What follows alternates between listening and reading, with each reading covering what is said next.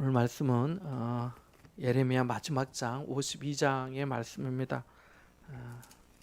예레미야 52장 마지막 장 말씀 함께 보겠습니다. 제가 가진 성경은 구약 성경 1140쪽인데요. 사시셨으면 같이 볼까요? 함께 봅니다. 시드기야가 왕위에 오를 때에 나이가 21세라 예루살렘에서 11년 동안 다스리니라. 그의 어머니의 이름은 하무달이라 림나인 에레미야의 딸이더라. 그가 여호와의 모든 행위를 본받아 여호와 보시기에 악을 행한지라. 여호와께서 예루살렘과 유다에게 진노하심이 그들을 자기 앞에서 쫓아내시기까지 이르렀더라. 시드기야가 바벨론 왕을 배반하니라. 시드기야 제9년 열째 달 열째 날에 바벨론 왕 느부갓네살이 그의 모든 군대를 거느리고 예루살렘을 치러 올라와서 그 성에 대하여 진을 치고 주위에 토성을 쌓음에 그 성이 시드기야 왕 제11년까지 포위 되었더라. 그의 넷째 달 9일에 성중에 기근이 심하여 그 땅 백성의 양식이 떨어졌더라. 그 성벽이 파괴됨에 모든 군사가 밤중에 그 성에서 나가 두 성벽 사이 왕의 동산 견문 길로 도망하여 갈대아인들이 그 성읍을 에워쌌으므로 그들이 아라바 길로 가더니 갈대아 군대가 그 왕을 뒤쫓아 가서 여리고 평지에서 시드기야를 따라잡음에 왕의 모든 군대가 그를 떠나 흩어진지라. 사로잡아 그를 하맛 땅 리블라에 있는 바벨론 왕에게로 끌고 가매 그가 시드기야를 신문하니라. 바벨론 왕이 시드기야의 아들들을 그의 눈앞에서 죽이고 또 리블라에서 유다의 모든 고관을 죽이며 시드기야의 두 눈을 빼고 놋사슬로 그를 결박하여 바벨론 왕이 그를 바벨론으로 끌고 가서 그가 죽는 날까지 옥에 가두었더라.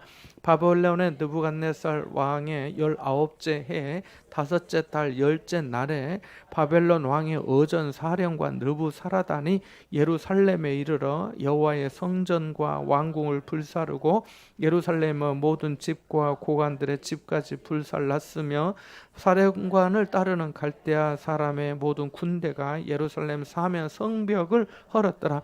사령관 느부사라단이 백성 중 가난한 자와 성중에 남아 있는 백성과 바벨론 왕에게 항복한 자와 무리의 남은 자를 사로잡아 갔고 가난한 백성은 남겨두어 포도원을 관리하는 자와 농부가 되게 하였더라. 갈대아 사람은 또 여호와의 성전의 두 놋기둥과 받침들과 여호와의 성전의 놋대야를 깨뜨려 그 놋을 바벨론으로 가져갔고 가마들과 부삽들과 부집개들과 주발들과 숟가락들과 섬길 때에 쓰는 모든 놋구를 다 가져갔고 잔들과 화로들과 주발들과 솥들과 촛대들과 숟가락들과 바리들 곧 금으로 만든 물건에 금과 은으로 만든 물건에 은을 가져갔더라. 솔로몬 왕이 여호와의 성전을 위하여 만든 두 기둥과 한 바다와 그 받침 아래에 있는 12놋소 곧 이 모든 기구의 놋 무게는 헤아릴 수 없었더라. 그 기둥은 한 기둥의 높이가 18규빗이요 그 둘레는 12규빗이며 그 속이 비었고 그 두께는 네 손가락 두께이며 기둥 위에 놋머리가 있어 그 높이가 5규빗이요 머리 사면으로 돌아가며 꾸민 망사와 석류가 다 놋이며 또 다른 기둥에도 이런 모든 것과 석류가 있었더라. 그 사면에 있는 석류는 96개요 그 기둥에 둘린 그물 위에 있는 석류는 도합 100개이었더라. 사령관이 대제사장 스라야와 부제사장 스바냐와 성전 문지기 세 사람을 사로잡고 또 성 안에서 사람을 사로잡았으니 그 군사를 거느린 지휘관 한 사람과 또 성중에서 만난 왕의 내시 7명과 군인을 감독하는 군 지휘관의 서기관 하나와 성 안에서 만난 평민 60명이라. 사령관 느부사라단은 그들을 사로잡아 리블라에 있는 바벨론의 왕에게 나아가매 바벨론의 왕이 하맛 땅 리블라에서 다 쳐 죽였더라. 이와 같이 유다가 사로잡혀 본국에서 떠났더라. 살이 사로잡아간 백성은 이러하니라. 제7년에 유다인이 3023명이요 느부갓네살의 18째 해에 예루살렘에서 사로잡아간 자가 832명이요 느부갓네살의 제23년에 사령관 르부사라단이 사로잡아간 유다 사람의 745명이니 그 총수가 4600명이더라. 유다 왕 여호야긴이 사로잡혀 간지 37년 곧 바벨론의 에율 무로닥 왕의 즉위 원년 12째 달 25째 날에 그가 유다의 여호야긴 왕의 머리를 들어 주었고 감옥에서 풀어 주었더라. 그에게 친절히 말하고 그의 자리를 그와 함께 바벨론에 있는 왕들의 자리보다 높이고 그 죄수의 의복을 갈아입혔고 그의 평생 동안 항상 왕의 앞에서 먹게 하였으며 그가 날마다 쓸 것을 바벨론의 왕에게 받는 정량이 있었고 죽는 날까지 곧 종신토록 받았더라. 아멘. 예레미야의 말씀이 52장까지인데 1장부터 몇 개월 걸렸는지 모르겠지만은 많은 분량의 시간을 같이 수요 예배 시간을 통해서 배우게 돼서 하나님께 감사를 드립니다. 오늘은 마지막 시간이 예레미야의 말씀 뒤에 또 예레미야 예가가 있습니다만은 예레미야 52장의 마지막 부분의 말씀을 함께 배우고자 합니다. 근데 이 말씀을 배우기 전에 51장 끝부분이 있는데요. 51장 59절부터 64절까지 하면은 사실은 52장에는 예레미야에 대한 말씀은 뭐 예레미야의 딸이더란 그 다른 사람 52장 1절에 나오는 이 예레미야 말고 그 다음에는 따로 예레미야는 사실은 나오지 않습니다. 그래서 어떤 학자는 예레미야의 말씀의 기록이 51장까지 아닌가 이렇게 보는 학자도 있습니다. 아무튼 51장 59절부터 64절까지 보면 예레미야가 시드기야 왕과 함께 바벨론으로 잡혀간 스라야를 통해서 그 예언을 전하도록 합니다. 여기 51장 59절 말씀에 보면은 네리야의 아들 스라야가 그 왕과 함께 바벨론으로 갈 때에 그러니까 시드기야 왕이 이제 잡혀갈 때를 말하는 것이죠. 그러니까 사실 51장 59절 이후나 또 52장에 시드기야 왕이 잡혀가는 그런 얘기가 또 나오는데 함락돼 가지고 이게 중복된 그 사건을 또 말씀하고 있습니다. 뿐만 아니라 사실은 39장에도 보면은 예레미야 39장에도 보면 예루살렘이 멸망해 가지고 시드기야가 잡혀가는 그런 내용이 또 나오기도 합니다. 그래서 몇 군데 중복된 부분들이 나타나고 있는 것을 성경을 통해 이렇게 보게 됩니다. 자, 그런데 여기 스라야가 있는데 여기 네리야의 아들이다 이렇게 말씀하고 있습니다. 근데 네리야의 아들 또 다른 사람이 예레미야 한 사람 등장하는데 혹시 안 물어봐야 되겠죠. 누구냐면 바룩이 있습니다. 바룩이 누구냐면 예레미야가 말씀을 할 때 기록한 서기관이죠. 그래서 네리야의 아들이 바룩이거든요. 그래서 네리야의 아들 바룩과 여기 나온 네리야의 아들 스라야가 형제가 아니냐 이렇게 학자들은 보고 있기도 합니다. 그래서 예레미야가 이 스라야에게 시드기야 왕과 함께 바벨론에 가면은 내가 쓴 이 편지 글을 다 있는 사람 바벨론에서 낭독하고 난 다음에 그것을 나중에 이렇게 선포하면서 너는 이 책을 다 읽기를 다 한 후에 63절 51장 63절에 보면 다 읽고 난 다음에 책에 돌을 메어서 유브라데 강 속에 던지라 이렇게 말씀하고 있습니다. 그래서 이렇게 예레미야가 전한 메시지를 네리야의 아들 바룩의 형제인 스라야가 그렇게 감당하지 않았겠나 이렇게 보고 있습니다.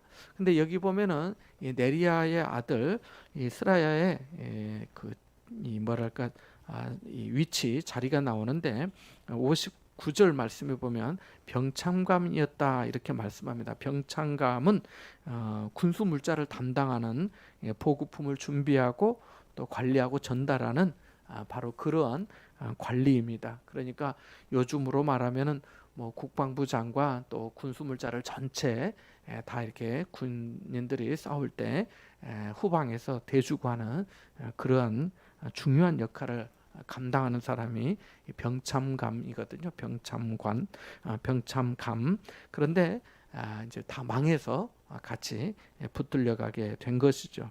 그래서 앞으로 바벨론에 이런 재난이 닥칠 것이다 라고 하는 그런 모든 재난이 임할 것을 말씀합니다. 그러니까 잡혀가는 신세이긴 하지만은 그 땅 가운데 하나님의 약속과 말씀이 그대로 응하여 줄 것이다 라고 하는 것을 선포하도록 부탁을 하고 말하고, 또 쓰라야는 말 그대로 그것을 다 순종하고 하게 되는 것을 51장 끝부분에서 보게 됩니다. 52장으로 넘어오면서 아까 말씀드린 것처럼 시드기야 왕은 21살에 왕으로 즉위하고 예루살렘에서 11년을 통치합니다. 그러니까 예루살렘이 멸망할 때까지 통치하게 되는데, 그에 대해서 성경은 그가 여호야김을 본받아서 하나님 앞에서 악을 행했다라고 말씀합니다. 그러니까 요시와 여호야김, 그 다음에 또 고니야라고도 나오는데 그의 아들, 그런 여호야김의 아들의 아들이 바로 시드기야거든요. 그래서 시드기야 왕에 대해서 이렇게 평가를 하고 있습니다. 그래서 바벨론 왕이 시드기야의 눈앞에서 그의 아들들을 죽이는 얘기가 나오고, 또 그 이후에 시드기야가 이제 눈에 빼임을 보게 되고 다 바벨론에 끌려가게 돼서 11절 말씀에 보면 거기서 결박을 당해 바벨론으로 끌려가서 거기서 죽는 날까지 오게 있었다라고 말씀하고 있습니다. 그 사이에 중요한 말씀이 있는데 52장 3절 말씀 한번 볼까요? 같이 한번 읽어보겠습니다. 52장 3절입니다. 함께 봅니다. 앞부분만 보면 돼요. 동그라미 앞에까지 시작. 여호와께서 예루살렘과 유다에게 진노하심이 그들을 자기 앞에서 쫓아내시기까지 이르렀더라. 아멘. 그러니까 예루살렘의 어떤 멸망함, 예루살렘에 대한 심판이 다른 이유가 아니라 하나님께서 그렇게 하셨다. 자기 앞에서 쫓아내시기까지 하나님의 진노하심이 있었다. 우리가 화가 나서 내가 더 이상 너 보기 싫으니까 나가라고 하는 것처럼 쫓아내시기까지 하나님의 진노하심이 그렇게 크셨다라고 하는 것을 보게 됩니다. 다시 한번 나중에 또 생각하기로 하고요. 그래서 이렇게 이제 예루살렘이 한 2년, 정확히 하면 한 1년 반 동안 이게 다 둘러싸여 가지고 결국은 망하게 됩니다. 그래서 안에 뭐 정말 기근이 임하고 또 굶주림이 있었고, 뭐 전에 앞부분에도 그런 내용이 나오기도 했습니다만은 굶주림을 참아가면서까지 마지막까지 항전했지만은 토성을 쌓고 공격해 오는 바벨론에 패배하고 맙니다.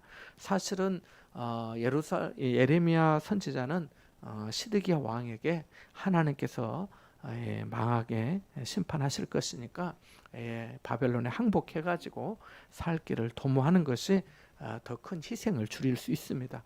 그렇게 해야 당신도 살고 다른 모든 사람들도, 많은 사람들이 더 곤욕을 치르지 않고 희생당하지 않고 살 수 있다고 얘기했지만은 시드기야 왕이 완고해 가지고 오히려 자기를 왕으로 세워준 바벨론 왕을 배신하고, 여기도 배신하였다 그런 말씀이 3절 끝부분에 나옵니다만은, 그렇게 배반하고 그리고 또 항제 싸우고 하니까 바벨론 왕이 가만두지 않았던 것이죠. 그래서 결국은 그렇게 망하게 됩니다. 그래서 항복하고 했으면은 살았을 수도 있었을 텐데 그렇게 하지 않음으로 말미암아 예루살렘이 완전히 망하게 됩니다. 양식이 떨어지고 기근이 심하고 성벽이 파괴되고 모든 군사가 밤중에 이제 그때 되니까 도망을 또 나갑니다. 그래서 뭐 어떻게 끝까지든지 버틸 것 같더니만은 이제 하다 안 되니까 도망을 나가지만은 결국은 바벨론 사람들에게 아라바 길로 갔다가 여리고 평지에서 결국은 붙잡히게 되는 얘기가 또 7절, 8절 그렇게 그리고 9절에 나오게 됩니다. 그래서 이제 끌려와 가지고 신문을 당하고 자기 아들들이 시드기야의 아들들이 죽임을 당하고, 시드기야도 눈을 이렇게 두 눈이 빼임을 당하게 되고 또 결박당해서 바벨론으로 끌려가서 죽게 됩니다. 12절에서 16절 사이에 보면은 바벨론의 왕의 어전사령관 느부사라단이 예루살렘 성전과 왕궁과 모든 집들과 고관들의 집까지 다 불살랐다는 얘기가 나오고, 또 모든 군대가 사면의 성벽을 다 헐었다고 말씀합니다.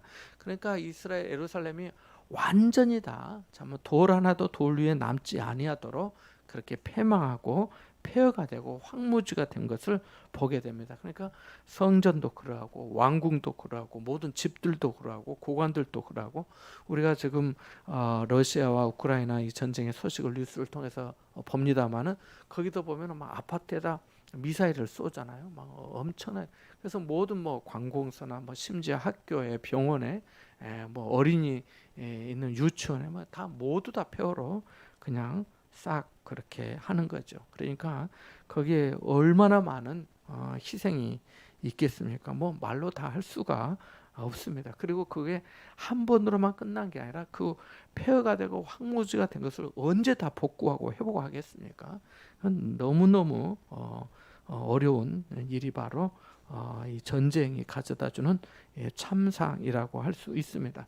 그런데 여기서 항복한 자도 잡아가고 고관들도 잡아가고 아무튼 사로잡아 갈 사람도 사로잡아 가는데, 나중에는 이들도 나중에 죽임을 당하게 됩니다. 남는 사람은 누구냐?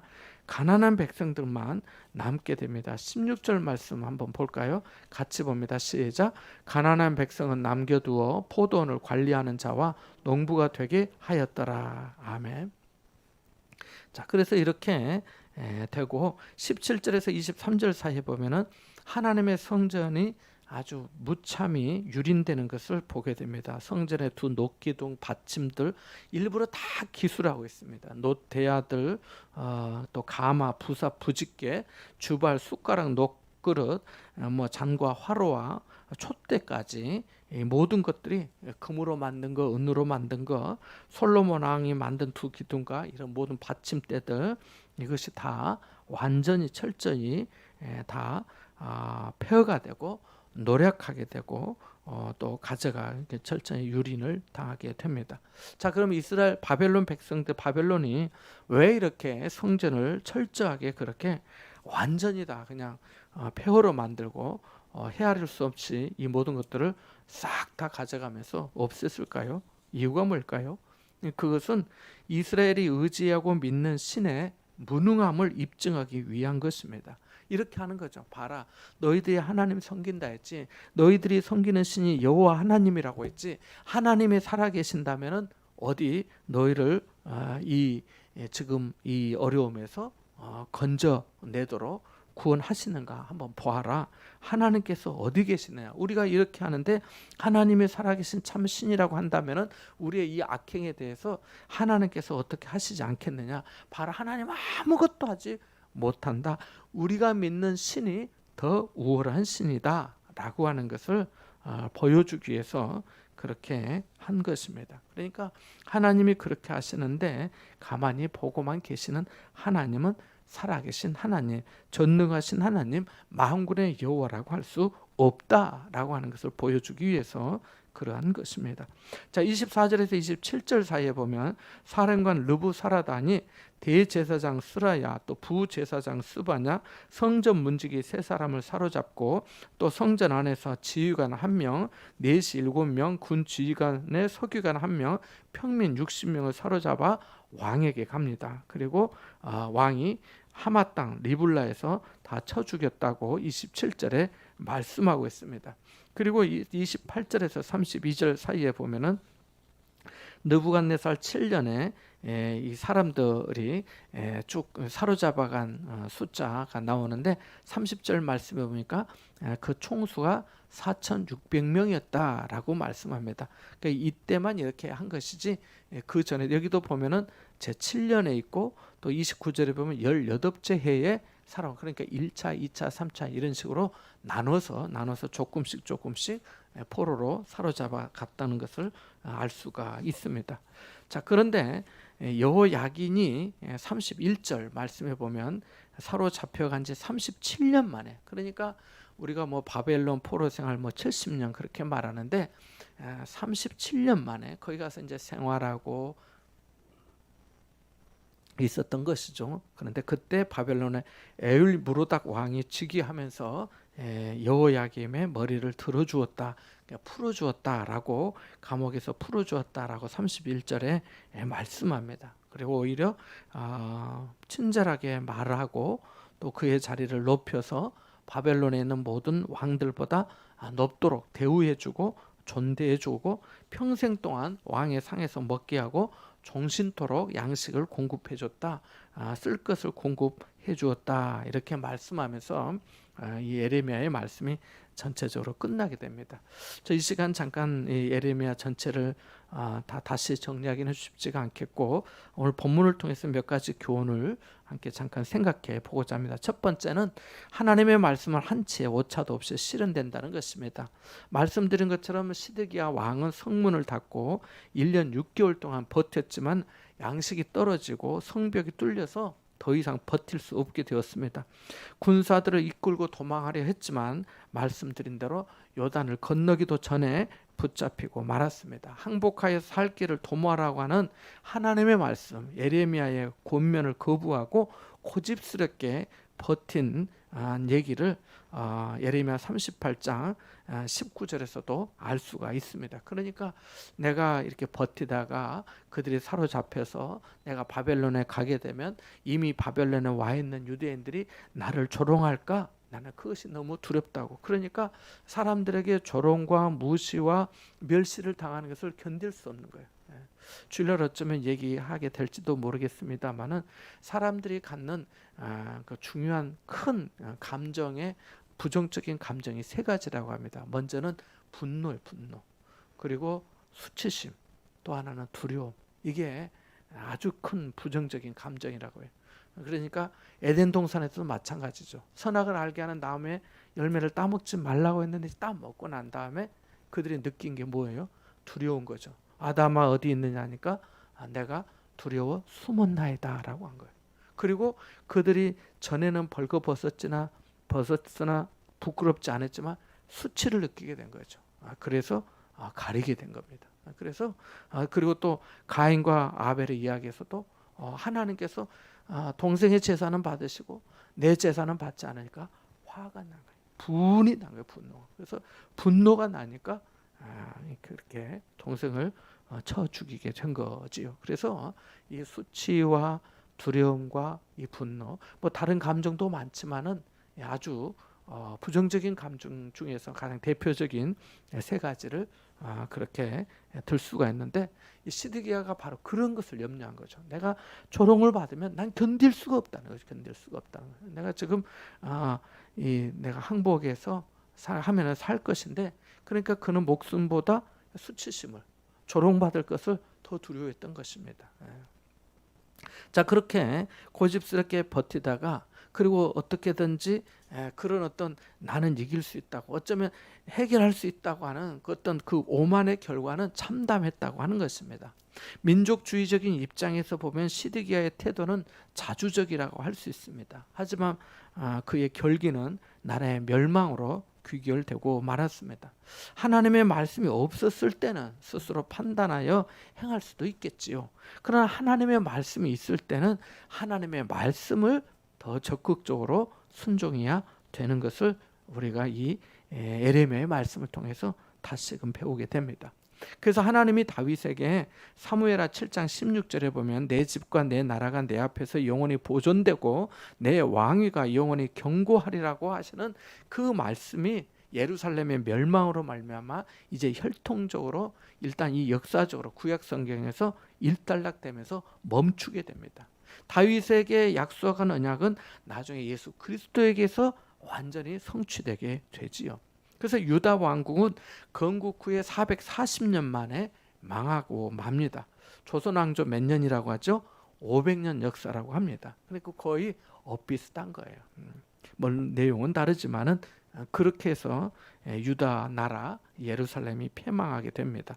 근데 그 유다의 패망은 국력이 약해서도 아니고 국제 정세가 변해서도 아니라고 성경은 말씀합니다. 아까 말씀드린 우리가 읽어보았는데 52장 3절 말씀에 하나님께로부터 말미암은 일이라는 거죠. 하나님께로부터 여호와께서 예루살렘과 유다에게 진노하심이 그들을 자기 앞에서 쫓아내시기까지 이르렀다라고 하는 말씀이 중요한 말씀이죠. 그래서 이 이스라엘 백성들이 하나님의 백성답게 살지 못했기 때문에 결국은 하나님의 말씀은 한치 오차도 없이 실현되었고, 그 실현됨이 유다와 예루살렘에는 패망으로 왔다라고 하는 것입니다. 그래서 52장 3절 말씀, 여호와께서 그들을 자기 앞에서 쫓아내시기까지 진노하셨다고 하시는 이 말씀의 내용을 비춰본다면 세속의 어떤 역사가라고 하면 이렇게 기록하지 않았겠죠. 그때 유다 나라는, 그때 예루살렘은 국제 정세에 어쩔 수 없이 망하게 되었다. 그리고 유다에게 이 애굽의 도움을 청했지만 외교적으로 도움을 받지도 못하고 망하게 되었다. 이런 어떤 거기에 기근이 있었기 때문에 항전을 더 이상 할 수도 없었다. 그 바벨론 사람들이 그 예루살렘 성 옆에다 토성을 쌓으니까 이렇게 바로 쳐들어오는, 이게 이렇게 성이 있으니까 이 올라오려면 얼마나 힘들겠어요. 사실은 이 예루살렘 성이 지금은 뭐 그렇게 보이지 않겠지만 다윗이 이 다윗성을라고 할 때도 이 예루살렘 성을 함락하기가 힘들어서 다윗이 어떻게든지 이제 이겨가지고 다윗성이라고 또 예루살렘이라고 이렇게 이름이 지었는데, 여기 이 성은 아주 대단히 우리가 생각해 보였어요. 지금도 사실은 1년 반을 버티기가 쉽지가 않는데 그 고대 시대에서 이 바벨론이 지금 다 쓸고 올라온 거 아니에요. 이스라엘도 먹었죠. 지금의 요르단도 먹었죠. 그 어마어마한 강대국이죠. 우리가 그냥 여기 부산에 이렇게 있는데 중국에서 중공군이 한번 밀려 내려왔다고 봅시다. 우리 얼마나 버틸 수 있을까요? 그래 많이 견디지 못할 거예요. 그런데 1년 반을 예루살렘 성에서 버틴 거예요. 이건 대단한 거거든요. 대단한 거. 그런데도 옆에다 토성을 쌓은 거예요. 그냥. 우리 무슨 옛날에 무슨 영화에도 그거 나오는데, 평양성에 이렇게 잘 싸워서 함락하기 힘드니까 그냥 군인들이, 장정들이 흙이나 이런 것들 다 갖다 버려가지고 그 있는 성만큼 옆에 그냥 대등하게 쌓는 거예요. 아주 어마어마한 토목공사 작업을 한 거죠. 그리고 공격해서 들어가는 거죠. 그렇게 했기 때문에 망했다, 이렇게 세속적인 역사가는 그렇게 기록하겠지만은 성경의 말씀은 전혀 그렇게 말씀하지 않고 여호와께서 진노하시기까지, 하나님의 진노하심으로 그들을 쫓아내시기까지 그렇게 하셨다라고 말씀하고 있습니다. 그러니까 우리도 그런 거죠. 내게 필요한 말씀은 내가 듣고 싶은 말씀이 아닐 때가 많다는 거죠. 시드기야도 그렇지 않았겠어요? 시드기야가 듣고 싶은 말씀은 뭐였겠어? 예레미야에게 기도 부탁을 했잖아요. 우리를 위해서 기도해 달라고, 하나님의 말씀이 어떠하냐고 대답해 달라고 했잖아요. 대답해 주었잖아요. 대답해 주었는데도 안 들었잖아요. 왜요? 자기가 듣고 싶은 말이 아니었으니까. 자기가 듣고 싶은 말이 아니었으니까. 자기가 생각했던 말씀이 아니었기 때문에 그런 거죠. 그래서 내게 필요한 말씀은 때로 내가 듣고 싶은 말씀이 아닐 때가 많더라는 것입니다. 속을 들끓게 하고 마음을 괴롭히는 말씀이라도 애써 간직하고 내가 받아들이고 기도하면 그 말씀이 나를 구원하는 말씀이 되는 줄 믿습니다. 두 번째 배울 수 있는 교훈은 무너져야 다시 세울 수 있고 죽어야 새 생명으로 부활할 수 있다는 것입니다. 이 52장 12절에서 16절 사이에 보면은 모든 것들이 불살랐다. 불사르면 성전과 왕궁과, 13절 보니까 왕궁과 모든 집과 고관들 다 불사름을 당하게 된 내용이 나옵니다. 그러니까 말씀드린 대로 예루살렘이 철저하게 파괴된 것이죠. 무장이 해제되고요, 자력으로는 회복이 불가능한 재건불능의 상태가 됩니다. 화려한 건물도 든든한 성벽도 없습니다. 그리고 지혜와 힘을 가진 자들이 예루살렘을 지켜주지 못했습니다. 성전의 제사장도 마찬가지였습니다. 지도자들과 인재들이 사로잡혀가고 일부 가난한 백성만이 남게 되었습니다. 못생긴 나무가 산을 지킨다는 말처럼 가난한 백성들이 남아서 포도 농장을 맡아 일하게 되었습니다. 그러니까 여기 보면 완전히 다 그냥 폐망하게 돼, 다 불살라서 잿더미가 된 거지요. 그래서 다 망하게 된 거죠. 다 무너지게 된 겁니다. 그렇게 무너질 때 아주 낮아질 때, 철저히 깨어질 때, 그때만이 다시 우리가 일어설 수 있고 또 다시 세울 수 있고 살 수 있더라는 것입니다. 우리도 그렇지 않아요? 우리도 사람마다 이 각자에게 좀 개인체가 있는데 어느 정도 선이 있는 것 같아요. 어느 정도 선. 그래서 내가 여기까지는 어떻게든지 내가 버티고 견디고 마치 그 히스기야처럼 하는 거죠. 근데 그 이하까지 떨어져 내가 생각했던 내가 감당할 수 있는 내가 견딜 수 있는 거기에 어떤 하한선까지 그냥 바닥에 떨어지면 그때에서야 손을 드는 그런 경우들이 있는 것을 보곤 합니다. 그러니까 웬만해 가지고 사람들이 잘 겸손해지지도 않고 겸비해지지도 않고 낮아지지도 않고 깨어지지도 않고 변화되지도 않는 것 같더라는 거예요. 그래서 완전히 나는 진짜 아무것도 할 수 없습니다. 주님만이 하십니다. 라고 하는 그런 하한선. 바로 거기를 하나님이 터치하실 때 그때 아무 말도 못하고 하나님 앞에 다시금 새로워지고 그때 거기서 다시금 새 생명의 또 신앙을 다시 새롭게 하는 새 출발의 시간이 되는 것을 보게 됩니다. 그래서 우리의 삶도 마찬가지죠. 정말 무너질 때 완전히 낮아질 때 깨어질 때 그때 주님이 주님이시고 나는 주의 종입니다. 주님의 뜻대로 이루어지고 주님이 선하십니다. 주님이 옳으십니다. 주님만이 높임을 받으십시오 라고 고백하게 됩니다. 그래서 여기에 또 말씀해 보면 여호야긴의 모습에서도 마찬가지입니다. 여기서 희망의 모습을 보게 되는데 잡혀간 지 37년 만에 그 에윌무로닥 왕의 호의를 받고 호의로 사면을 받고 평생 안연한 삶을 살게 되는데 이것이 구원받은 성도의 예표가 됩니다. 죄에 매여 살았지만 왕이신 그리스도를 통해 죄에서 사로잡힌과 죄의 억압에서 사면을 받은 거죠. 자유케 되고 하나님 나라의 백성으로 또 하나님의 자녀가 되었기 때문입니다. 그래서 우리도 장차 하나님 나라에서 마치 여호야긴이 왕의 자리에서 함께 먹고 종신토로 그렇게 살게 되었던 것처럼 우리도 장차 하나님의 나라에서 천국 잔치 하나님과 함께 먹고 마시는 그러한 영광의 은혜가 있을 줄 믿습니다. 그래서 그러한 소망 가운데 살아가는 거죠. 마지막 한 가지 더 교훈이 있는데 눈물의 땅에서 희망을 읽을 수 있다는 것입니다. 아까 제가 16절 말씀 읽어보자고 했는데요. 여기에 참 어떻게 보면은 참 역설적이라고 할 수가 있는데요. 하나님의 레위기서에 보면은 모든 땅의 주인은 하나님이다 이렇게 말씀하고 있습니다. 나다고 말씀하고 계시는데 땅의 원주인 지금 이 예루살렘이 지금 이스라엘이 망했잖아요. 유다 땅이 다 망했는데 이 하나님께서 이 모든 그 이스라엘의 유다의 모든 나라 족속들에게 각 지파 베냐민 지파 유다 지파 다 그 뭐 북이스라엘에서 망한 지파들도 뭐 다 그렇습니다만은 하나님께서 모든 사람에게 자기 기업을 주셨잖아요. 그래서 그 기업을 통해서 살도록 하셨습니다. 물론 레위인들에게는 또 도피성과 같은 또 그런 지경을 또 주시기도 하였고요.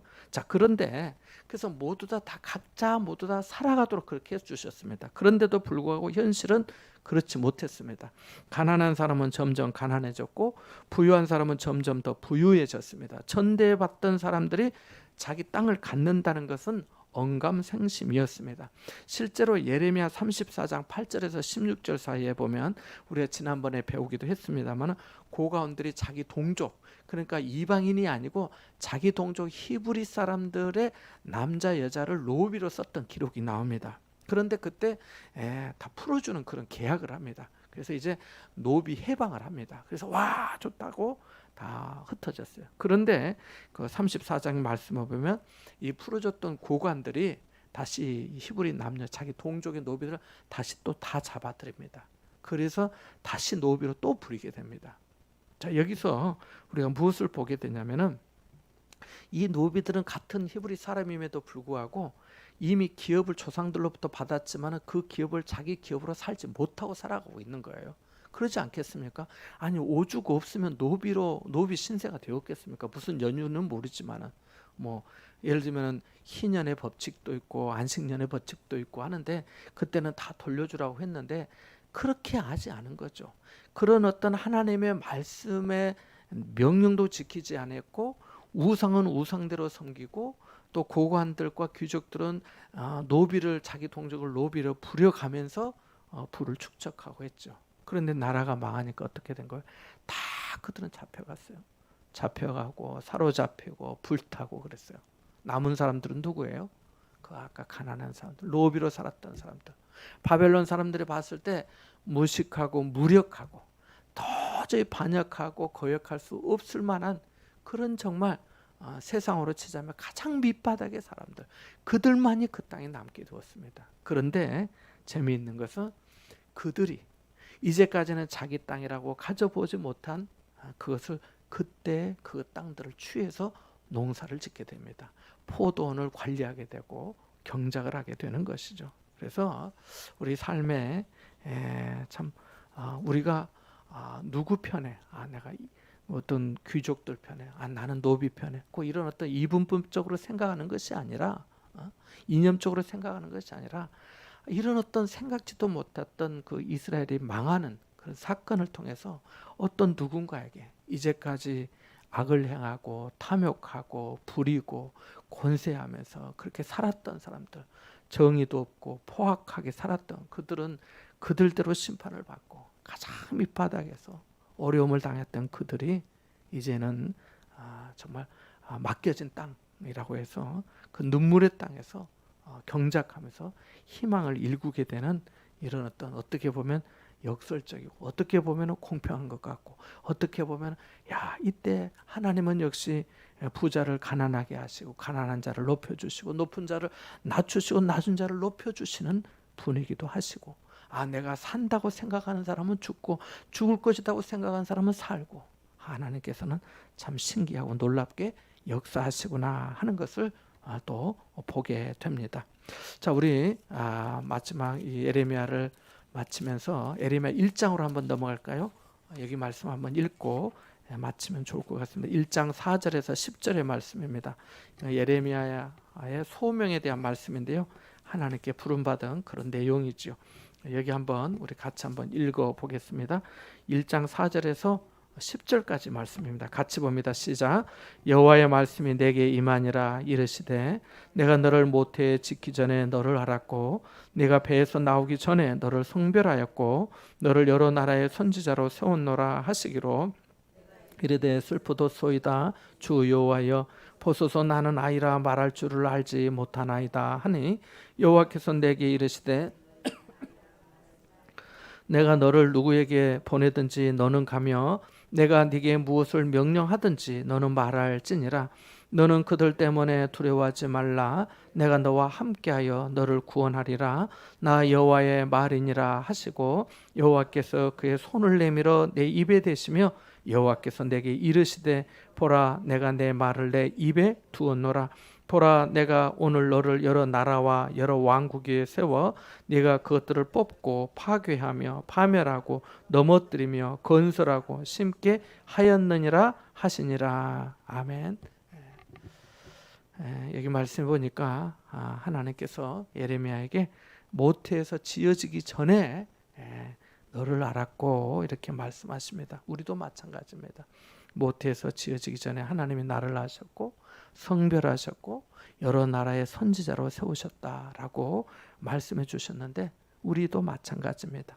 예레미야에게 나는 아이라 말할 줄 모른다고 하였지만은 하나님은 너는 아이라 하지 말고 내가 누구에게 보내든지 너는 가고 내가 무엇을 명령하든지 너는 말하고 두려워하지 말고 내가 너와 함께하여서 너를 구원할 것이라고 말씀하십니다. 그러면서 내가 오늘 너를 세워서 그것들을 여러 왕국 위에 세워서 뽑기도 하고 파괴하고 파멸하고 넘어뜨릴 뿐만 아니라 건설하고 심게 하였다라고 말씀하십니다. 그래서 예레미야는 하나님은 이 예레미야를 통해서 끙끙 앓는 그런 하나님을 보여주고 계십니다. 하나님의 마음이 너무 아픈 거죠. 예레미야의 마음이 너무 아픈 거죠. 자기 동족이, 자기 나라가, 하나님께 구별된 백성이, 하나님께 그렇게 많은 은혜를 입은 백성이, 민족이 망하게 되었는데 얼마나 안타깝겠습니까? 우리 주변에도 사실 어렵지 않게 찾아볼 수 있잖아요. 그 집안이 대대로 예수 잘 믿는 집안이었는데 어느 때에 가서 그것이 무너져 내리고 그것이 흩어지고 그것이 믿음이 이어지지 못하면서 어렵게 되는 정도만이 아니라 우리가 보통 말하는 그 어떤 세상적인 기준에도 어쩌다 그 집이 그리 되었을까 싶을 그런 경우들도 보게 되잖아요. 그래서 자, 하나님께서 우리 삶 가운데 베풀어 주신 은혜를 늘 기억하고 또 감사하고 또 겸손하며 예레미야를 불러주신 하나님이 나도 불러주셨다고 에베소서 1장 4절에 말씀하시잖아요. 하나님 앞에 거룩하고 흠이 없게 하시려고 만세전에 그 기쁘신 뜻 가운데 예정하여 부르셨다고 했잖아요. 하나님의 은혜의 영광을 찬송하기 위해 부르셨다 하였고, 에베소서 2장 10절에는 선한 일을 위하여 쓰임 받도록 하기 위해서 하나님께서 부르셨다라고 말씀해 주셨습니다. 오늘 예레미야의 말씀을 잠깐 생각해 보았는데요. 하나님께서 주신 은혜를 따라서 여러분도 내게 주신 내가 하나님께 부름받은 소명이 무엇인가를 다시 한번 확인하고 또 생각하고, 우리가 예레미야의 말씀을 1장부터 52장까지 배웠고 또 이렇게 주마등처럼 스쳐 지나갈 수도 있겠지만은 그가 애통해하는 내용이 또 예레미야 예가 또 나옵니다만은 그 얼마나 많이 애를 쓰고 모함을 당하고 오해를 받고 감옥에 갇히고 굶주리고 그 많은 어떤 어려움들을 겪었던 것을 생각하면서 하나님께서 우리에게 주신 소명을 또 알고 사명을 감당하는 귀한 삶이 다 될 수 있기를 바랍니다. 우리 같이 한번 기도하기를 원합니다. 오늘 말씀을 기억하면서 하나님의 말씀이 한치 오차도 없이 실현되는 것을 알고 하나님 내게 필요한 말씀, 내가 듣고 싶은 말씀이 아니라 주님께서 주시는 말씀을 잘 귀담아 듣고 행할 수 있도록 하나님께서 은혜를 더해 주십시오라고 기도하고, 또 우리의 부분들이 우리가 사실은 성도의 삶이 날마다 새로워지는 삶 아니겠습니까?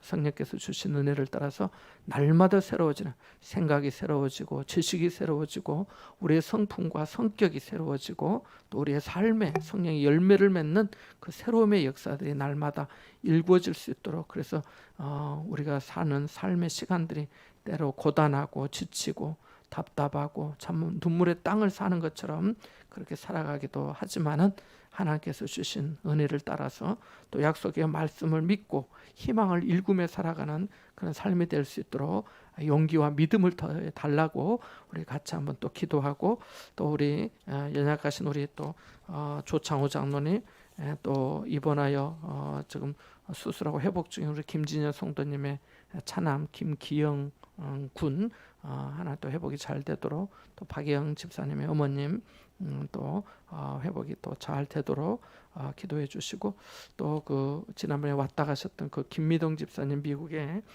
다음 달에 그 귀국하실 예정인데, 그 김미동 집사님 오셨다가 그 결석 때문에 아주 정말 많이 고생을 많이 하셨는데, 그 이번에 다녀가신 부모님 중에 아버님이 그 결석이 와가지고 지금 제가 어저께가 병원 입원 8일째인데 병실이 안 나와서 대기만 하고 있대요. 미국에서 병실이 안 나와가지고. 그래서 링거마 맞고 너무너무 힘들어하신대. 뭐 드시지도 못하고.